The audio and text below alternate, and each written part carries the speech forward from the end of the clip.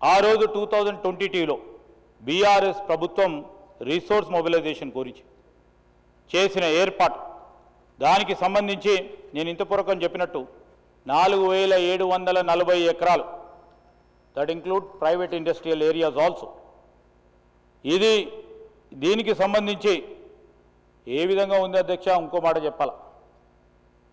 నేను బీజేపీకి సంబంధించిన మా పెద్దలను నేను కోరుతా ఉన్నాను.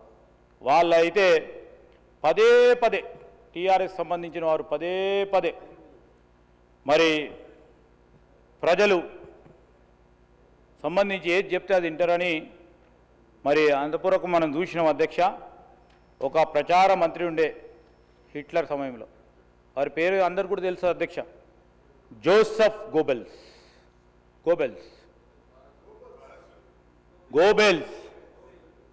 వారి సిద్ధాంతాన్ని పూర్తి స్థాయిలో అలవర్చుకొని పనిచేస్తూ ఉన్నారు అధ్యక్ష. బీఆర్ఎస్ నేతలు పక్కాగా ఆచరిస్తూ ఉన్నారు అధ్యక్ష.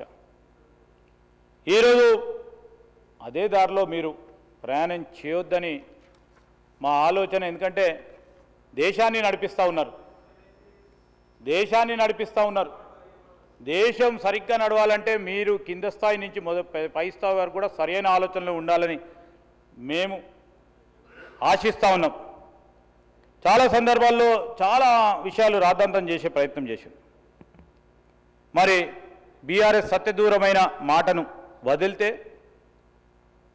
బీజేపీ ఏం చేస్తున్నా అధ్యక్ష, భుజాలపై ఎత్తేసుకోవడం వాళ్ళ మధ్యలో ఉన్న ఇంతకుముందు నేను చెప్పిన అధ్యక్ష, రహస్య అనుబంధం, స్నేహం. మరి బీఆర్ఎస్ అయితే రాష్ట్ర వ్యాప్తంగా ఆందోళన ఇచ్చింది, మేమెందుకు ఇవ్వద్దని వారు కూడా ధర్నా కూడా చేశారు. సరే చేయండి, కాదంటలేము. అది మీకు ఇచ్చిన స్వేచ్ఛ, మీకు ఇచ్చిన రైట్.